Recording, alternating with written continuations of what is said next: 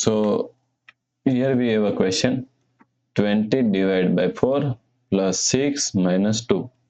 So now let's solve this problem correctly by using a PEMDAS rule. Okay, so according to PEMDAS rule, first priority is parentheses, then second priority is exponents, third priority is multiplication and division. Here multiplication and division both have equal priority, so we have to solve it from left to right. Then fourth and last priority is addition and subtraction. Also addition and subtraction both have equal priority, so we have to solve it from left to right.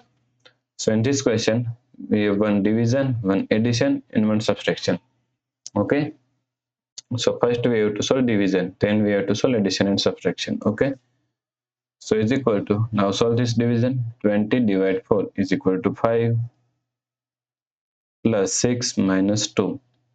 Now we have one addition and subtraction. In both have equal priority, so we have to solve it from left to right. First we have to solve this addition. So 5 plus 6 is equal to 11 minus 2.